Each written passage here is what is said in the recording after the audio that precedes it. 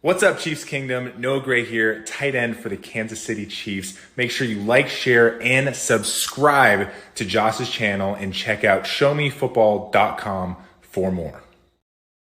Hey guys, what's up? Welcome back to another video on my channel. My name is Josh Fan of showmefootball.com and arrowheadaddict.com. And tonight I am joined once again for the first time in a long time by the Michael Darcy of KC Sports Report to preview the Kansas City Chiefs versus Denver Broncos this weekend. First of all, Michael, how are you doing? It has been a long time. We're back, ladies and gentlemen. It's a stressful time of the year, but finals week is almost done, and we got a Chiefs game coming up here. So I am doing well, Josh. A little bit stressed out, but glad to be joining you as always. Well, hopefully the Chiefs can take a little bit of stress off your plate this weekend and have a nice stress-free game versus the Denver Broncos, because that's what it should be, a stress-free game, especially since, I mean, when is the last time the Broncos have beaten the Chiefs? Was it the Obama administration? I mean, it's been a long time now. It might have been. It was 2015. So yeah, I think so. Yeah. I've never heard that said like that. That is wild. Yeah, it's been a long freaking time. And you know, I don't know if you've seen the Broncos play this year, Michael, but that streak should not be ending this weekend. If it does, it's going to be a disaster in Chiefs Kingdom. Oh, I agree. And for whatever reason, this Broncos team is worse with Russell Wilson than they were with Teddy Bridgewater. And Drew Lock. Drew Lock was better. It's crazy. Drew Lock. You almost wish that the Broncos had Geno Smith if you were a Broncos fan, because they'd actually win games. Like, they've just not been a good football team this year. And, I mean, they jumped the gun by paying Russell Wilson $250 million after they traded for him. Yeah, that was terrible. I came out from day one saying, why did the Broncos do this? Like, everyone was just kind of okay with it because it's Russell Wilson. I'm saying he hasn't even played it down for Denver yet. Why are they giving him all this money? Well, and from the very start, I was on the train of somebody in the AFC West is not going to be very good. There was going to be some team that just didn't live up to expectation and just not be a very good football team. I thought it was going to be the Denver Broncos. The Raiders also happen to suck this year. Well, so far, it's all three that aren't the Chiefs, really. Yeah, it's everyone else is just kind of mediocre to below average, and the Chiefs are the Chiefs. That's the best way to say it. But the Broncos are a team that should be an easy win. It should be an easy win, but with the Chiefs, nothing is easy. It might come down to the final minutes of the fourth quarter. I hope not. It's a divisional game, so it is going to be tougher than just a regular game. But you'd like to think that against the Denver Broncos team that can't score the damn ball, you should win this game by 3 or 4 touchdowns. That should be the hope. Yeah. Well, okay, so let's start with this. I think the Chiefs should absolutely win this game by 3 or 4 possessions, but I'm not really looking for the offense to redeem themselves in this game. This needs to be a get-right game for the Chiefs defense, and because the Chiefs defense had a horrible showing against the Cincinnati Bengals. It was bad. They looked soft. They looked like they couldn't do anything against them. The Bengals were moving the ball all day. The middle of the field was wide open all day. Like, it was hard to watch. Missed tackles all over. And, this Chiefs defense is young and they've been learning and they've had some rough patches, but for the most part, like, they've, at one point or another in every game, they kind of stood up to the opponent. That just never came against the Bengals. And it was really sad because, as I told you before we started recording, the Chiefs had that Bengals game circled on their calendar. And you could tell by the way that they played against the Rams when they came out flat against the Rams and looked like they didn't care. Everyone's like, oh, yeah, they're getting ready for next week against the Bengals. That's a big game. And yet they got punked by the Bengals again. Like, this is a get-right game for the defense because that defense had a horrible game. Justin Reed was talking crap before the game, which I'd like to get your take on that in a second. I want to hear how you feel about Justin Reed's comments, which I'm sure the coaches have addressed by now. Like, hey, we don't talk trash over Twitter. But, yeah, I mean, the Broncos' offense is terrible. Not only is their offense terrible, but their red zone offense is, I think, the worst in the league now. I'd have to double check. I know they were one of the bottom two. But yeah, they're the worst red zone offense in the league. Russell Wilson just hasn't been the same this year. Nate Hackett probably has the best chance of any coach this year to go one and done. So things are not good in Denver, and they've had some really bad losses this year. Like, this is a get right game for the defense. What do you think? I agree. I mean, one thing that I mentioned in my post-game recap on Tuesday is that the Chiefs have played so many close games that when you do that, you're bound to eventually lose one. The Chiefs have had so many of these close games go their way. I mean, they escaped the game against the Raiders. They escaped the game against the Titans. They played the Rams close. Eventually, you were going to lose a close game. And that Travis Kelce fumble ended up coming back to bite them, and they lost. And as they should. And also, you can't miss field goals, cough, cough, Harrison Butker. Like, that's the kind of stuff that ultimately weighs on a team and determines a loss. But for this game, I don't want to say I want things to look easy, but I don't want to see any offensive struggles or any defensive struggles against this Broncos team. I think that if the Chiefs defense gives up more than 17 points, I'll be a little bit disappointed. And the reason being is because the Broncos can't score. So where are these points coming from? Unless they're all field goals. If they can somehow kick, that's a lot of field goals. That's not even possible. Like, yeah. They're going to not. I just think that if the Chiefs defense can't hold this Broncos team to sub 17 points or 17 points, I would be disappointed, because at a certain point, I mean, the Broncos are really bad. Like, they lost the game to the Ravens like 10-9 or something crazy like that. Yeah. And they lost in like the final minutes of that game. Yeah. they're not a team that the Chiefs should struggle against. They probably will, knowing the Chiefs, but I think our defense kind of has to show more effort, and they need to stop the Broncos offense, and that shouldn't be that difficult. But I really don't know what version of the Chiefs we're going to get. I hope that Bengals loss, if anything, pissed them off. You've got to win this game by multiple scores just to kind of prove to yourself that you're back.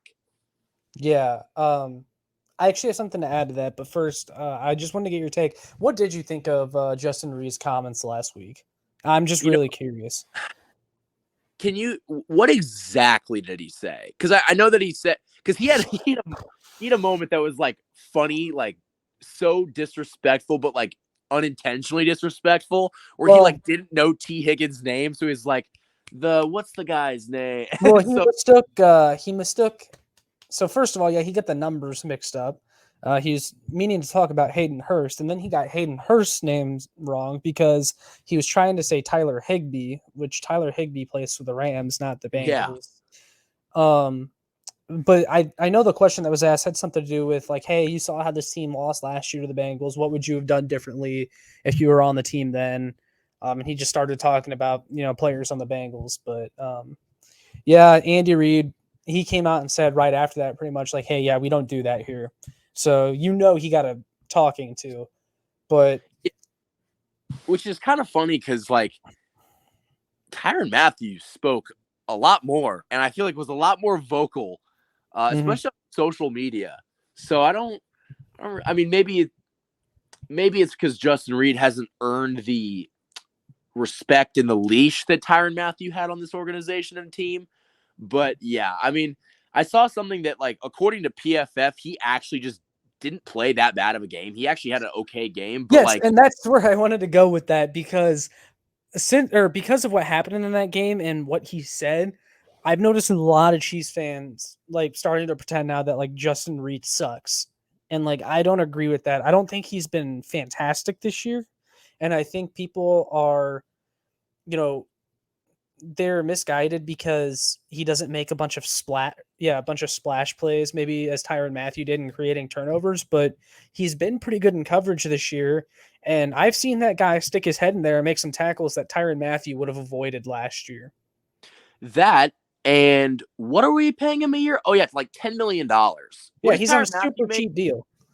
Like, I'm not saying that by no means he's not been a bad player. He might not be what Chiefs fans thought he was going to be quite yet, but like for the value of the deal, like he's been a good safety and he's going to get better. I mean, he's only 9 or 10 games in with this team. Like he's going to have some time to grow, but like I think it's interesting how the numbers according to PFF state that he had a good game, but just the team struggled overall. I think Joshua Williams, and really no fault of his own, was put on Jamar Chase for a couple plays. I don't understand the logic behind that, Spags. Not really sure what you're going with there. He's been doing that all year, too. He's been putting Joshua Williams in one-on-one situations with the other team's best receiver. He did it against the Chargers with Keenan Allen. They got burned. He did it against the Buffalo Bills with Gabe Davis, and he got burned there. Like, Joshua Williams, I get he's a young player, but that dude is a fifth cornerback special teamer. He is not a number 1, number 2 corner like the Chiefs are treating him, and they're putting him in a terrible spot. Part of it is on the Chiefs because they keep putting him in that position to fail. And then part of it is just Joshua Williams isn't very good. And I'm not saying he can't be better because like the guy was a project. He was always going to be a project, almost kind of like Charvarius Ward was when he first got here. But he should not be put in these situations because you look at these matchups they're putting him in like one-on-one against Jamar Chase, and you knew it was going to happen. Like everyone could have predicted it with Spags being the defensive coordinator. And that's the sad part. It's like Spags is so predictable. He's become so predictable, and it really makes it easier for teams like the Bengals that know what they're doing on offense to exploit that. But anyway, the other team is taking their star receiver versus Joshua Williams every single time they're taking that matchup. So why are you giving them that matchup in the first place? Especially when Trent McDuffie's been really good this year. When he's on the field, been really good. I don't get it. Yeah, he's been great. And then going back to Justin Reed real quick, like I saw after the game people saying, oh, Tyrann Mathieu, I remember him making more plays. And it's like, guys, come on. Are we that down bad? Tyrann Mathieu is washed. Have you watched the Saints this year? Not at all. Come on. Like I've not. I can understand fans, being disappointed with Justin Reed, but I'd still take him every single day over Tyrann Mathieu at this point. I think it's because Tyrann had more interceptions, and I also think it's because Tyrann Mathieu came with a persona of greatness and sure. And like he won a Super Bowl here, and that sticks in fans' minds. And I appreciate everything that he did here, and fans should too. But like, I don't understand this. Oh, we should have kept Tyrann Mathieu over Justin Reed. Like that's just ridiculous to me. Yeah, it was time for Tyrann Mathieu to go. Yeah, and I it's not really worked out that badly. It really hasn't. And I know that we're probably not going to hear much come out of Justin Reed's mouth for the rest of the season, but I don't necessarily have a problem because like he didn't say anything outlandish per se. He was kind of responding to what Jamar Chase said and what him not knowing one of the players on the team, like it comes off as unintentional disrespect, but disrespect nonetheless. But the guy just hadn't watched the film yet. So it is what it is. But that was just a small part of all the defensive issues against the Bengals. Another one was pass rush. This team could not get pressure on Joe Burrow. And that's really concerning too, because in all the games versus the really good teams, the teams that you're probably going to face in the playoffs, the Chiefs cannot get pressure. It is a common theme. And even on the blitzes, they weren't getting pressure. There were plays where they were rushing 5 or 6 dudes and they just could not get home. And I saw a lot of people blaming Chris Jones after the game. Again, surprise, Chiefs fans. And I know I'm speaking for kind of a loud portion of the fan base that might not necessarily be the majority when I say these things, but this is stuff that I see on social media. Oh my God, Chris Jones didn't show up, which Chris Jones didn't really do anything that game. But if you watched, that dude was getting double and triple teamed the entire game because the Chiefs had no one else that the Bengals had to worry about. And that's been the case with Chris Jones and the Chiefs pass rush for the past several years. If Chris Jones isn't doing anything, no one's doing anything. That's how this pass rush has been. And it's just crazy to me that Chris Jones is having a defensive player of the year caliber season, and the first guy Chiefs fans want to get rid of after a game where the pass rush was non-existent is Chris Jones. Like, that makes no sense to me. I mean, if you want the pass rush to be even worse, you can do that. I mean, here's the problem. They've invested resources in the wrong people, and that has come back to bite them. Exactly. And they've invested in general too. Like, I was even having a debate with Price Carter, who you guys can follow on Twitter. He also writes for Arrowhead Pride, actually. But I was having a debate with him, and he was saying how we haven't invested enough in the pass rush, and I'm saying we gave Frank Clark $100 million. We spent a second-round pick on Breland Speaks. We spent a first-round pick on George Karlaftis. Like, Joshua Kando, that was another medium-sized investment. We signed Jerron Reed. Like, we've made investments. The investments we've made just have sucked. Like, that's what it's been. That's been a problem, and I think that something the one play that sticks out in my mind is on the final play of that Bengals game when Mike Dana appeared to get to Joe Burrow and it kind of just stopped. Yeah. That was kind of odd to me, but on the opposite side, if you watched what the Bengals were doing to Patrick Mahomes, they were rushing 3 guys and dropping 8 back into coverage, and they were winning. Yeah. Orlando Brown Jr. has been trash. I hate to be that guy. He's been horrible. Do you hate to be that guy, Michael, though? Do you hate to be that guy? No, I really don't. I have no problem with that guy. I've been on this from the very beginning. He was overrated last year. He has been mediocre to well below average this year. And he turned down $25 million, Josh. Yeah, that was insane. He would be lucky if the Chiefs offered him 20. He'd be lucky if any team offered him that anywhere close to that again. He hasn't proven it. He bet on himself, and guess what? He's not made that investment smart. He has been bad this year. Now do you know who Lance Twidwell is? Yeah, Lance the Spoken. Okay, I've met him. He's a really nice guy. Yeah. But sometimes the shit he says is stupid. He has some very dumb takes. I know. I have fun with him on Twitter. He's a nice guy, but sometimes it's kind of Chiefs homerish and kind of just nonsensical. He cherry picks certain stats to make it look better than it actually is. And so that tweet he had last year about Orlando Brown having a better season than Trent Williams, that was bad. I didn't even remember that. I was just talking about how he's Orlando Brown Jr., according to the numbers, hasn't been that bad this year. It's yeah, but if you watch the football games, he's been horrible. Yeah, I mean, my 2 cents on the game plan offensively against the Bengals were, the Bengals were dropping 8 and only rushing 3, and people were saying, "Oh, the Chiefs didn't have an answer for it again." I actually kind of disagree. They ran the ball at a good clip. They ran for pretty good numbers too. I thought they solved the drop 8 issue pretty well.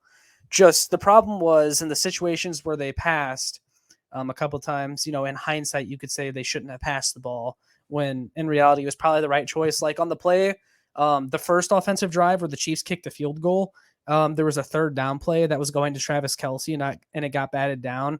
That just happens sometimes. Whereas, if the pass had been completed to Travis Kelce, he probably would have walked in the end zone for a touchdown. I thought the offensive game plan was good, and they were going to walk away with that game and go up by 2 scores if Travis Kelce doesn't fumble. I firmly believe that. But the self-inflicted wounds, man, they got to stop. And I made a video about this week. The turnovers with this team, it's a problem, man. It was a problem in early 2021, and we all kind of forgot about it. They cleaned it up, made the postseason. They were a 2 seed, played the Bengals in the AFC Championship game. 2 interceptions in that game, one of them being in overtime. They lose to the Bengals. Turnovers again this year. They have a giveaway in 7 straight games. And against teams like the Titans and the Rams and the Jaguars, you can get away with that. And back early in the Mahomes era, the Chiefs were able to get away with it too because that team was way ahead of its time. But now other teams have caught up to you. And when you turn the ball over against the Bills and the Bengals like they have, those teams can make you pay for it. And the Chiefs have a -4 turnover differential this year, which ranks 27th in the NFL. That is going to lose them a playoff game if it comes down to it. And that's got to get cleaned up. And we've talked about it, not so much this season, but definitely last year. And you mentioned, I think even early on in this video, at what point do these turnovers not become a fluke and that's just your identity? You just are a turnover-prone team. When is that? Yeah. There's a fine line, and there's a lot of season left to play, but there's also not a lot of season left to play. So you've got to figure out a way to stop that. And against the Broncos that aren't a good – the goal should be, as much as we want the Chiefs to win by 3 touchdowns, we want them to keep the Broncos to under 17 points, why don't we just try to not turn the ball over? Why don't we make that our mission? If they cannot turn the ball over, it's a success in my book. Yeah, if the Broncos have any chance in this game, it's because the Chiefs cannot stop turning the ball over. That's my prediction. Yeah, it would take catastrophic turnovers. It would take like Sky Moore fumbling at like the 5, and they can get easy touchdowns that way, and you would have to give them points essentially, which is not out of the realm of possibilities. It's just the Chiefs are going to have to try to give this game away. Yeah, that's how I feel. Like you just have to come out and play flat, which honestly, against some of these lesser teams like the Rams and the Jaguars and the Titans, like they've done that. And I think the Broncos are really bad. So if something catastrophic would have to happen for the Broncos to win this game, but I'm not going to rule it out because this Chiefs team, they're not immune to making mistakes. Like they've been making a lot of mistakes lately. In special teams, Dave Tobe's unit, they've been a disaster this year, man. Dave Tobe's been a really poor coach. He's not been good. And at what point do we just kind of say hey, you're not doing your job at a high enough level. We're going to move on. Andy's too loyal to his assistants to do that. I don't think there's any world in which Dave Tobe is gone next year, but I really do think the game has passed him by. This special teams has seen a steep decline over the last few years. I know they finished a little bit worse than middle of the pack in 2020. They kind of bounced back a little bit last year, and this year they've just been a disaster, turning the ball over. Dave Tobe continues to put Sky Moore on returns, and it's just not working out. At what point, do you realize that you need to try something else? Yeah, you got to learn from your mistakes, and it's not Sky's fault. Sure, he can't catch the punts, but fool me one time, shame on you. Fool me twice, can't put. It's the same thing. It's the same thing with Joshua Williams. We know he's not great, and he can even tell you, hey, I haven't been great. But, the Chiefs coaching staff keeps putting him in positions to fail. Yeah. It's just, you got to know your personnel. And I feel like Dave Tobe just doesn't know his personnel at all. And that's a problem. And, man, really across the board, I mean, Harrison Butker hasn't been the same since his injury. He's just been way more sporadic. He can still hit 60-yard field goals. It's just you don't know if he's going to make those 60-yarders and miss 35. He's just all over the place. It's either he's definitely not. He's not as consistent as he used to be. I don't know what, because I don't know if we can still call or say the ankle injury anymore. Excuse me, but at some point he's got to clean that up because he's just been missing field goals that he typically makes every week. It's all across the board. Now I'm thinking about it, every aspect of the special teams has sucked. It's not been good. Yeah, no, I agree. It's been bad, and that's another thing that is gonna cost you a game. It's gonna cost you a playoff game. I know there was one year where the Chargers didn't make the playoffs because they had the number 1 offense in the league, the number 1 defense in the league, or something crazy like that. But they had the number 32 ranked special teams, and they didn't make the playoffs because of it. Which that in itself is incredible. How can you have 2 fantastic unit, like above average, like the best units in football, and have the worst special teams unit? Like, personnel wise, how is that even possible? I don't know, but it's stuff like that that can lose you games, like the self-inflicted wounds, the fumbling. And it's not just as simple as Patrick Mahomes throwing interceptions. Like, this is a team effort. Like, Jerick McKinnon's fumble against the Chargers, that was almost costly.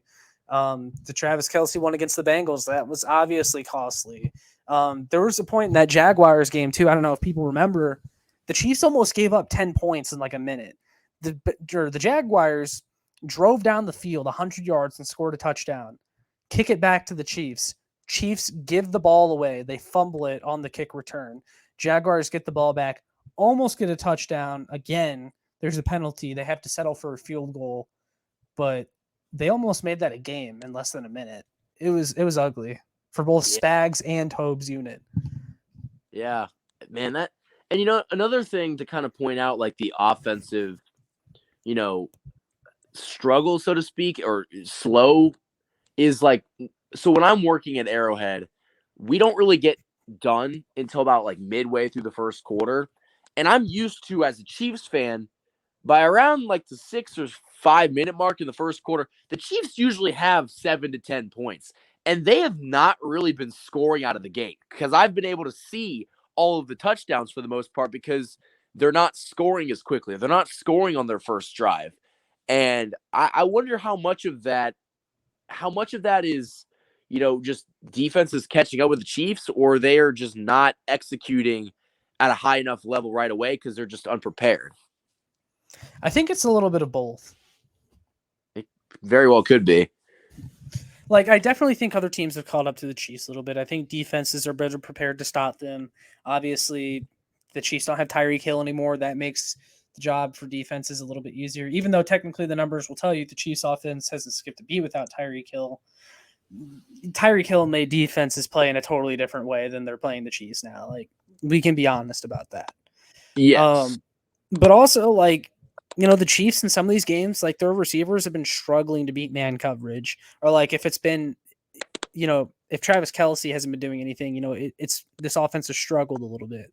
Like, I remember early on this year, you were saying you don't like how much they rely on Travis Kelce, and I understand it now. Like, I disagreed with it a little bit then, but like, they do rely on Travis Kelce a lot, which, it's fine. That's fine. But like, if he goes down, then what? Because he's on pace for his best season ever. He's on pace for a career high in touchdowns in the season. Like, he's having a fantastic season. I love that and everything, but there's got to be somebody else stepping up in these moments. And like Juju, he was catching fire there for a little bit. He hasn't really done much these last few games. Granted, he got the concussion. He's been kind of in and out, but we got to see some of these other guys step up. We need to see the Chiefs utilize the running game more. I think they have been utilizing the running game a little bit more recently, and that's nice to see, especially with the emergence of Isaiah Pacheco. But there's still some drives where it's like they throw the ball 3 times in a row, and it's like, hey, you only needed 3 yards. You could have just ran it. Yeah, and I know he's been hurt, but I would love to see more Kadarius Toney. Like, I think that you brought him to Kansas City to be that wide receiver too. I mean, when he's on the field, he's so good. It's just, can he be on the field? So the Chiefs are having some problems, with personnel offensively and staying healthy, and Mecole's on IR and all that kind of fun stuff. But I relying on Travis Kelce isn't a bad thing necessarily, because he's right. Travis Kelce. But at a certain point, like, you're gonna get in an instance where you can't rely on him, or when you're gonna have to throw to somebody else when the game's on the line. And I don't know if Mahomes trusts anybody else.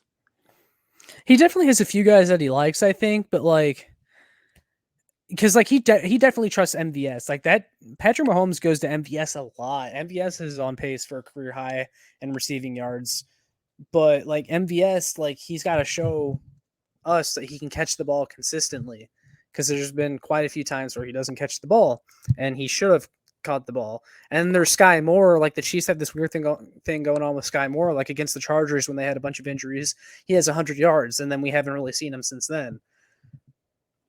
Yeah, Sky Moore, let him not be a special teamer, and just let him be wide receiver, and he's had a good rookie season. But I think the overshadowing of his failure to receive punts is going to kind of take away from his true rookie season. But I do think that if you actually made him just a wide receiver, he'd be pretty good.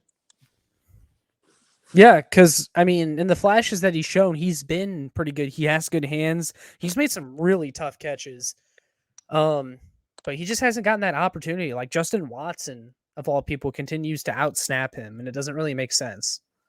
There's a weird trust between Mahomes and Watson too. I find that interesting because on I think it was 3rd and 17 in that Chargers game, he went to Justin Watson. There's some big time catches that Justin Watson has made.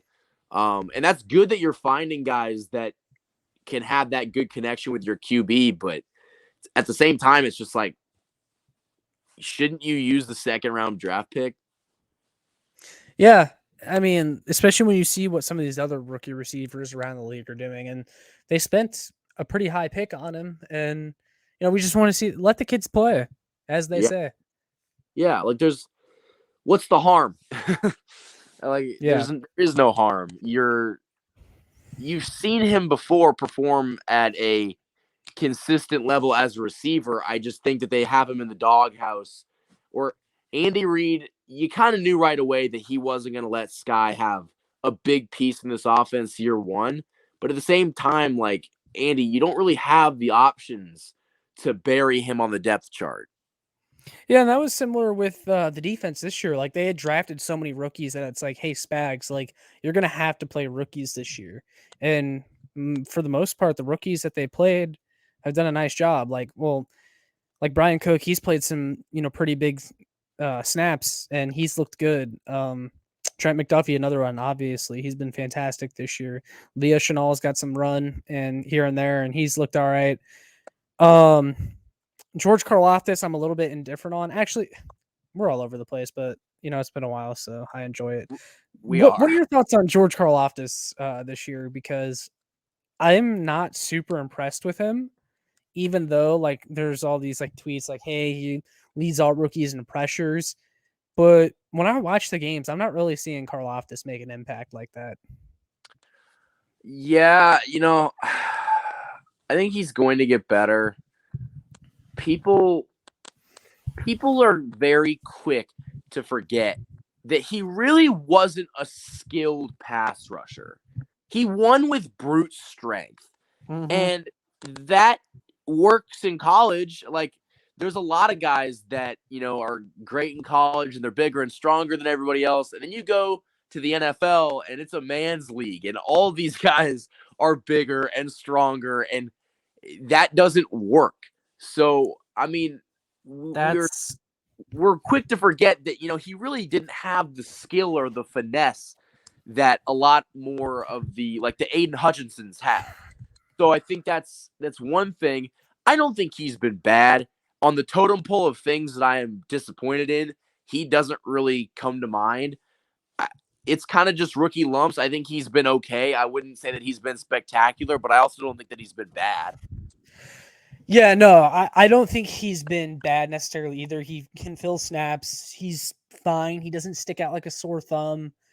But that said, this was why I wasn't a huge fan of the draft pick. And I don't know if you remember, but I made some video before the draft last year, and it was about players that I would not pick in round one. And George Karlaftis was on there. And after the Chiefs drafted him, and after, preseason and everything, people were like, oh, don't you feel dumb now about George Karlaftis? And it's yeah, maybe a little bit. And then, so far this year, he's been okay at best. He hasn't been great. Now, none of the rookie pass rushers this year have really been all that great. And I know George Karlaftis leads rookies in pressures or whatever, but the sack production isn't really there, which is what the Chiefs needed this year. That's something that they've been looking for. And first of all, it's unfair to Karlaftis, to expect him to fix their pass rush woes. But, that's kind of my point, is that the Chiefs really needed to do that. And they're putting all this trust in George Karlaftis and Carlos Dunlap to do it all, and they really needed a splashier move than that to fix the pass rush. George Karlaftis was never walking in here and having 8 sacks. But some of the things that I'm concerned about is like one, like you said, he won with brute strength in college. He wins with power. He doesn't really have any pass rush moves. He's not a bendy guy. He's not a guy that wins with speed because he's more of a Spags defensive end model. He's part of that Spags threshold. And I'm just not a fan of the Spags threshold because these are the types of guys that he's always looked for, and they don't really bring you pretty big sack production. Like, I'm tired of hearing about the pressures. I want to see sacks, and like pressures are cool. And like, I know I use them for Chris Jones a lot, saying, look at the pressure that Chris Jones is providing, but Chris Jones is an interior defensive tackle. He's pushing the pocket. The edges need to be finishing on these pocket collapses, and they just haven't been doing that this year. Like, it's been all Chris Jones show. Yeah, and honestly, kind of transitioning, like I think Carlos Dunlap's been a great signing. I think he is for sure more than lived up to it. But like, what is Carlos Dunlap? 30-something, 33? Like yeah. We need younger talent. And again, it was unfair to expect rookie George Karlaftis to change things. But I mean, at a certain point, like we've talked about before, they've made a lot of investments in that defensive line, and they haven't worked out. And that's kind of concerning. I think that, you've got to find a way to invest more in that. You got to hit it until you can do it right. At a certain point, like, yeah, it's going to suck to give up all this draft capital and financial resources, but you want to have a good pass rush. And someone tried to tell me Frank Clark's been good this year. Maybe for Frank Clark standards, he's been good this year. He's not a good player. So I don't know. Yeah, and I was about to bring him up again because I felt like they had a chance to let him go this offseason and move on completely. And I know people said, oh, the money's the same. It would have been the same to cut him. You might as well keep him. But I disagreed because I thought it would have put pressure on them to actually address the position instead of just being comfortable with the fact that Frank Clark was back, because we've done this the past 3 years. Oh yeah, Frank Clark's going to bounce back. He's not bouncing back, guys. Okay. It's been 4 years. He's not bouncing back. He's been okay. He has not bounced back. I wouldn't call this a bounce back year for Frank Clark. And then like, there's the stomach issue thing that's like still causing him to miss games. And I understand that's out of his control, but I'm sorry, you got to be available, and he just hasn't been available. And then he had the suspension this year. He missed a couple games because of that. The truth is, the Chiefs should have just moved on from the disaster that was Frank Clark when they had the chance. I'm sorry, that's what it is, and I don't feel bad for saying that. The Chiefs had a chance to get Zadarius Smith this offseason. They did, and he didn't sign some huge contract. He led the league in sacks at one point. He's still pretty high up on the sacks list. Like, that dude has been good this year. I would have loved that signing for the Chiefs, and the Chiefs were reportedly interested in Zadarius Smith. Like, it sounded like it was going to happen, and then they were like, oh, wait, no, Frank Clark's restructuring, and that was that. Man, and like, yeah, Frank Clark's had a bounce back year for Frank Clark standards, but when the threshold is set so low, anything is a bonus. Like, that's what I said before the season started. Like, if he plays and does anything productive, then it's a win because he's not good. Yeah. And like, so far you can say he's kind of outproduced expectations, but the expectations were so low. Yeah. So, I mean, I guess if you want to have, or I guess there's people who are pounding their chest about that. I don't think it's worked out, but I'm not in charge of that. So yeah. And then like real quick, going back to Karlaftis, like another thing, like I looked up his stats. He's played like 72% of the team's defensive snaps this year, more than any other defensive end on the team. And he has 2 sacks and one or two tackles for a loss. Like, you just need more plays being made in the backfield behind the line of scrimmage. And we just haven't gotten that from anybody that not named Chris Jones. Carlos Dunlap has stepped up a little bit, sure.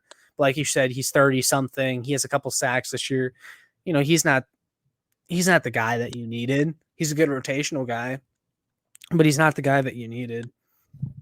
Yeah. And I think that we think of Carlos Dunlap the way that we do because he was an older guy that came in and, is kind of outperforming expectations, so to speak. But the expectation for Karlaftis, people right away thought he was going to be like an 8-sack kind of guy. And I didn't see that. I don't know exactly what I said that he was going to do this season, but he's just not an 8-sack guy. We'll see what he ends up being, but I don't know. It's just...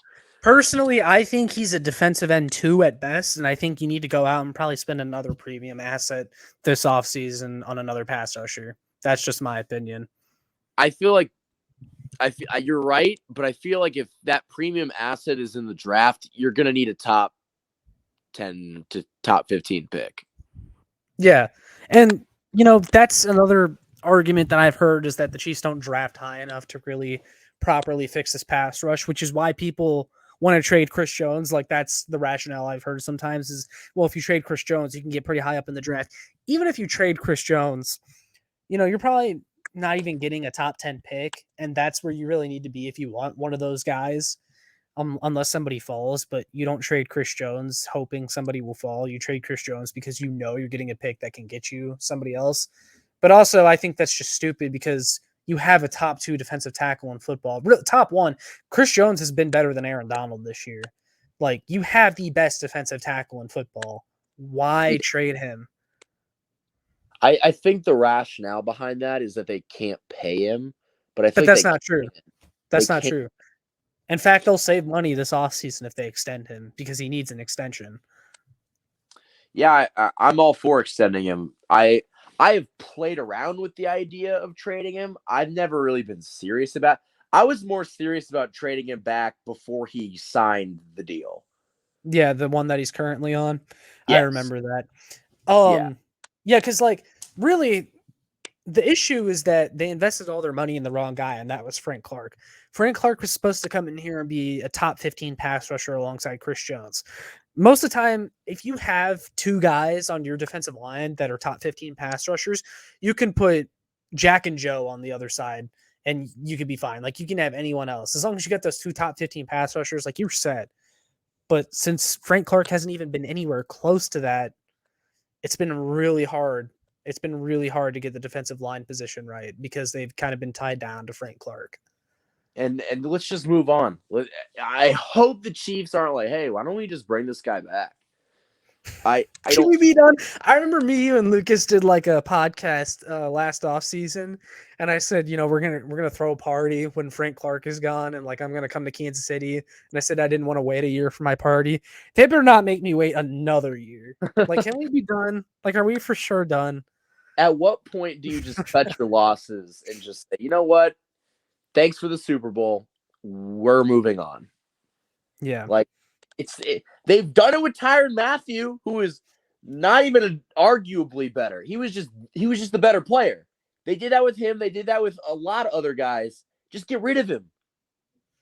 Yeah. Like, if somehow, why do I feel like somehow outside of Patrick Mahomes, Frank Clark is going to outlast every other Chief to be a part of that 2019 Super Bowl team? I have no clue. Yeah, and I've learned a lot more about just like, the Chiefs organization and whatnot. I wonder if Clark Hunt is there's somebody in that organization that is just devoted to Frank Clark and seeing if that investment will pay off and just do not want to give up on that investment. Give up. It has not worked out. Part of being good at investing is knowing when to cut your losses and sell. Sell. You can't do it. Yeah. Yeah, so like almost kind of like Spags with the whole Dirty Dan and Ben Neiman thing last year. Like his obsession with them. Like he was the only one that wanted them. Like, because like we had this conversation last year. Brett Veach watches the games. Brett Veach, for as much crap as we give him, he's not an idiot. He watches every game from the press box. He's not watching these games and going, you know what, Dan Sorensen deserves another year. Ben Neiman deserves another year. I am of a firm belief that Spags is like, hey, I want to bring these guys back. And Brett Veach, Spags and the coaches, they give Brett Veach the shopping list, and Brett Veach does the shopping. Yeah. Yeah, and I think if one of those items on the shopping list is not picked up, Andy will get upset, and that That does not bode well for Mr. Veach's job. Because at the end of the day, like as much as we could say Brett Veach is the GM, Andy Reid is the one that controls this organization. He signs off on every single move. Yes, he does. So, sure, Brett Veach is the one that has the name attached to the signing, but it's really Andy and his coaching staff that does that. Yeah, I 100% agree. But yeah, I don't know. It's interesting. I think that coming into the season, I was like, yeah, this pass rush is not great, but they haven't been as bad as I thought they were going to be actually, because I think aren't they towards the top of the league? Their sack production has been better this year for sure, and they've been getting pressure against some of the more mediocre opponents. It's the games against the better teams in which, if you watch the film, it's a little bit concerning, and they've also blitzed heavily this year, which is another thing. Like sacks off blitzes, like that kind of skews the numbers a little bit. Because I remember at one point, and I don't know if this is still the case, it might still be the case, L'Jarius Sneed was their second leading sacker. Wow. Yeah, they love to blitz with Sneed. He's good at it, but you hate having to generate pressure with your cornerback. Yeah, like at some point you got to get pressure with your front four. Yeah. Anyway, score predictions for the Broncos game. Man, we really have been all over the place. I know. But it's been good. Yeah. I don't know. These are the hard hitting issues that Chiefs Kingdom wants to hear about. Exactly. Because they don't want to hear us talk about, you know what? The Broncos defense ranks this, and I think the Chiefs are going to throw for 300 yards. Here's how many yards per game they've been averaging. Screw that. This is narrative ball. We're talking about Frank Clark and Clyde Edwards-Helaire. the two actual heroes of Chiefs Kingdom. Going into that Rams game, everyone was like, oh, the Chiefs are going to crush the Rams. And I was like, I think this game's going to be closer than people think. Like, we just can't really beat teams by a lot. We don't put away good opponents, and that's always frustrated me. Is like, typically we don't just like crush the opponents that we need to do. Like when I watch the Bills, they like blow out teams that they're supposed to blow out. The Chiefs don't really blow out teams that often. So, but I also wonder, like, okay, you're going up against the Broncos. You're coming off of a really bad loss. For as much as we can say that they hate the Bengals and how much they had circled that game on the calendar, like, this is Broncos hate week. They've owned this team since, like you said, since Barack Obama was president. I think that they're going to come out ready to play in this game.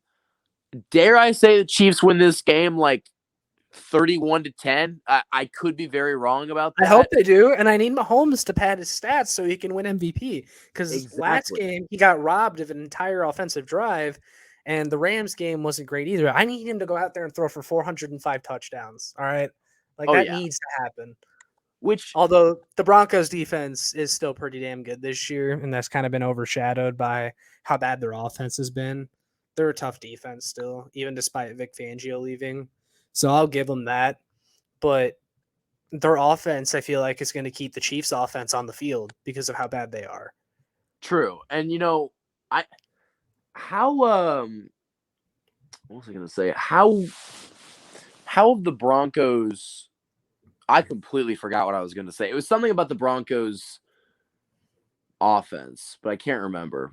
Anyway, we should win this game handily. I wouldn't be surprised if we didn't, because that's just how the Chiefs play football, but hopefully they come out and handle business.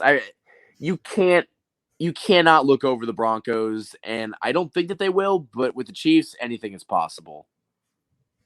Yeah, I definitely feel that way. I can't fathom Nate Hackett and Russell Wilson like making this a close game. Yeah, that would be pretty wild, especially given how bad they are. Yeah. Like, honestly, do you think Nate Hackett gets fired this year? He should have never gotten hired, so I think, yeah, he's going to get canned. They're stuck with Russell Wilson, but Nathaniel Hackett, They don't care about him. I think they hired Nathaniel Hackett in the To get hopes that Rodgers Rodgers. come with him. Yeah. Well, and I was actually listening to Ben Albright. He was doing some podcast on Casey Sports Network, I want to say. And he actually made a really good point. He was talking about he thinks Nate Hackett has gotten an unfair shake this year because, they traded for Russell Wilson. Typically, like, a coach like Nate Hackett taking over a team like the Broncos, he's supposed to get a few years because the Broncos weren't very good when he took them over, and it's a process or whatever. But then they traded for Russell Wilson, and when you trade for a guy like Russell Wilson, like you're expected to have a window. Like you need to win a championship, like somewhere in the next few years. And it's just been so bad, and they're tied down to Russell Wilson that like Nate Hackett's going to become the fall guy because of it. Well, Nate Hackett hasn't been good either. I like the play call because I'm not defending the guy. Don't get me wrong, but like he's definitely going to end up being the scapegoat, even though the problems I think go a little bit deeper than Nate Hackett. Yes, like at the end of the day, like we can blame Nathaniel Hackett all we want. He's not throwing interceptions. He's not converting in the red zone. Like that's Russell Wilson. But they financially cannot move on from Russell Wilson. They are stuck with Russell Wilson. They're not stuck with Nathaniel Hackett. And yeah, I almost wonder when the Broncos, I mean, we've kind of seen it on the sidelines a little bit. They're starting to give up on him. And that is the worst possible thing. Because if your team, listen, there's some bad teams out there, but you don't really see other guys give up on their star quarterback. Oh, star quarterback used loosely, but you don't see that. You don't see your teammates give up on quarterbacks a lot. And that's a very dangerous thing for Russell if that's true. Yeah, it's weird because there was like a video on the sidelines of defensive tackle Mike Purcell like screaming at him because I'm assuming Russell Wilson said something like really just cringeworthy, like, "Hey, dude, shut up." Like, I'm sure that's what Mike Purcell said, like, "Shut the hell up." But it's weird because I know Nate Hackett during a press conference basically had to come out and say, "Hey, Russell Wilson isn't losing the locker room," and it's like, if you have to come out and say that, that's a bad look. Yeah, and I think part of it is that, in the past, like the Broncos have been bad for a long time, but when you fire a head coach and you bring in a new head coach, that's one thing. But when you trade for what is thought to be an elite caliber quarterback and you kind of get the fan base in this mentality of we can compete now and you get worse than you were last year with the coach that you fired, that's where it's become too far. That's when guys get fired. And, Nate Hackett, he's lucky he's going to get to coach out the rest of the season. I wouldn't be surprised that if he lost his next couple games, they're just like, hey, we're going to get a head start and just already release you. Yeah. Yeah, I think he might be the first coach fired. I think he might be the one coach to go one and done. It looked like Josh McDaniels probably going to go out, but Josh McDaniels is making a little bit of a comeback. I know they just blew that game against the Rams, but the Raiders, they still play hard. Like, I'm just like, I'll give it to them. Like, they're going to be a tough out. They played the Chiefs close that first game, and I don't think they're just going to go away. Like, they're going to have a chance to spoil the Chiefs season. They're going to take it seriously, and I think they're going to be a little bit tougher of an out than Chiefs fans admit. And I think that's a game that you have to worry about a little bit because I know this there's this last stretch run of their schedule. It's pretty easy on paper, but I could easily see them dropping a game somewhere in there if they aren't careful. And the Raiders might be that game to watch. For sure. And, honestly, I'm not a very big Josh McDaniels fan. I think he's not. I never thought he was a good coach. But the Raiders also just have too much talent to suck as bad as they do. Like they have a lot of talent on that team. They just can't put it together. So that kind of shows you why they've been competitive in more of these games. But they still, man, if you've seen the Instagram posts on how many games that they've been leading by like 17 and they just cannot win, it is crazy. Yeah. Yeah. The rest of the division is just a disaster outside of the Chiefs. Thank God. Man, if you would have told me before the season started that the Chiefs would not be would not be or would be just fine without Tyreek Hill, and not just fine without Tyreek Hill, but Patrick Mahomes would be in the driver's seat to win the MVP. Travis Kelce would be on pace for his best statistical season. The Chiefs would win the division and get the 1 seed. I would believe you on certain parts of it, but I don't think I would believe all of it, because what they've done this year is really remarkable. And Andy Reid won't get it, but like that's a great coaching job. That really is. Yeah. And real quick, Coach of the Year talk is starting to come out a little bit, and every year Andy Reid is never on these lists for Coach of the Year, and at some point he deserves Coach of the Year for the consistency in the winning, because he has never won Coach of the Year in Kansas City, and I feel like that's kind of a crime. Like, he deserved it at least one of those years, and this year might be the year too, because the Chiefs, they might end up with the best record in the AFC when everyone outside of the Chiefs was picking, everybody that wasn't the Chiefs to pick or to win the conference and the division. I mean, I think you got to talk about Andy Reid for Coach of the Year at some point. I feel like they just kind of treat him like Belichick. Like, they've already done it. So, like, why? I mean, they're already consistently great. So why give it to them? Who is in the driver's seat for that? The Vikings coach has been good. Mike McDaniel's been good. I haven't seen the betting lines or anything or who's favorited, but I just know Reed's not even like near the top, which is crazy to me. Yeah, I think they've just kind of gotten used to him being consistently great. Yeah, it's whatever though. But not for real this time though. You got a score prediction for this Broncos game, and then we'll wrap it up. I'll say 31-10.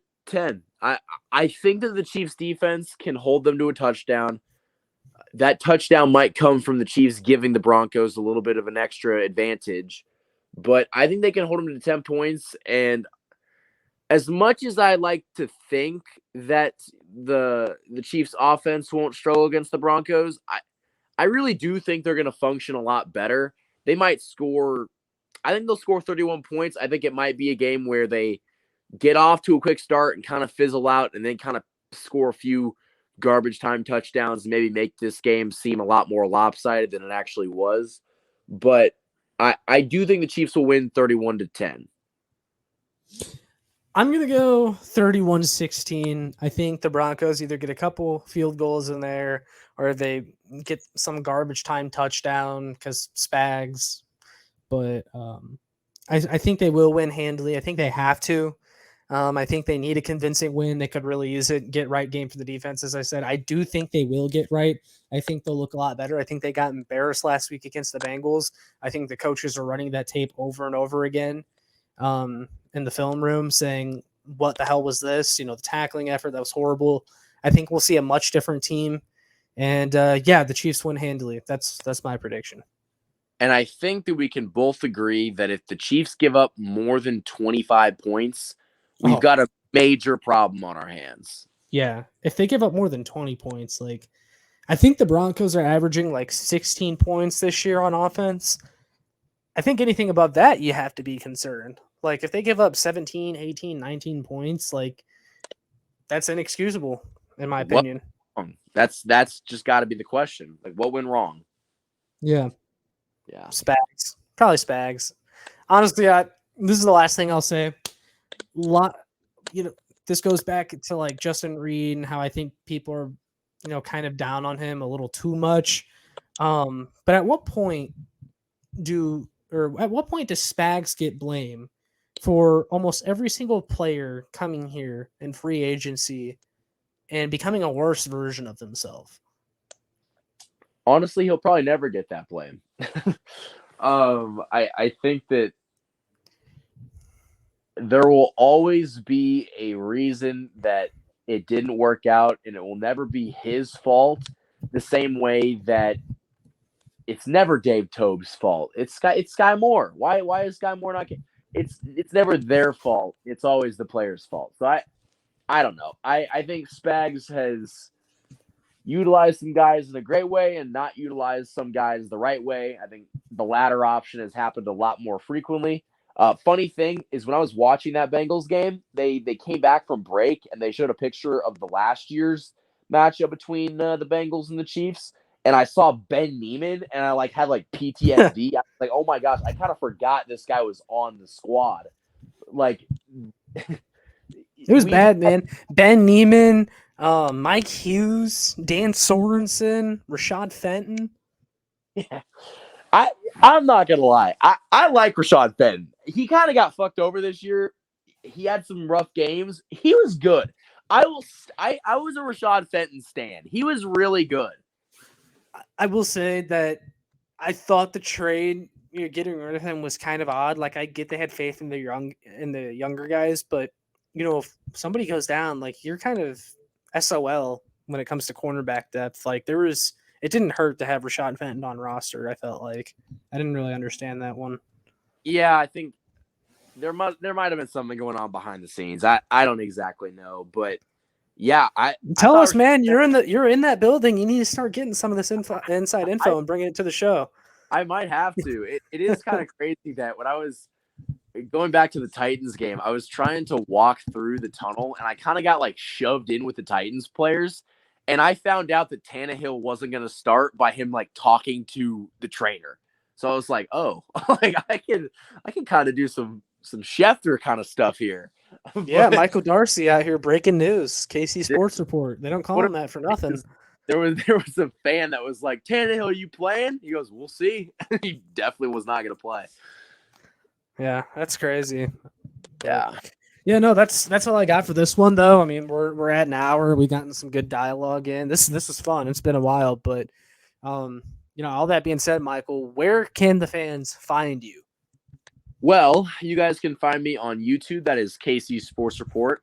I hope to get more content out over the winter break because I've been slacking on that. And at least if I don't get more content out, I will hopefully be getting the post-game recaps up on the same day. That should be my goal. You can also find me on Instagram. That is KC_Sports Report. Twitter is @KC Sports Report. And the website is kcsportsreport.com. Sounds good. And you can find my work on showmefootball.com and arrowheadaddict.com. Make sure you all like, share, and subscribe so more Chiefs fans can find this. And we'll see you all on the next one. Go Chiefs!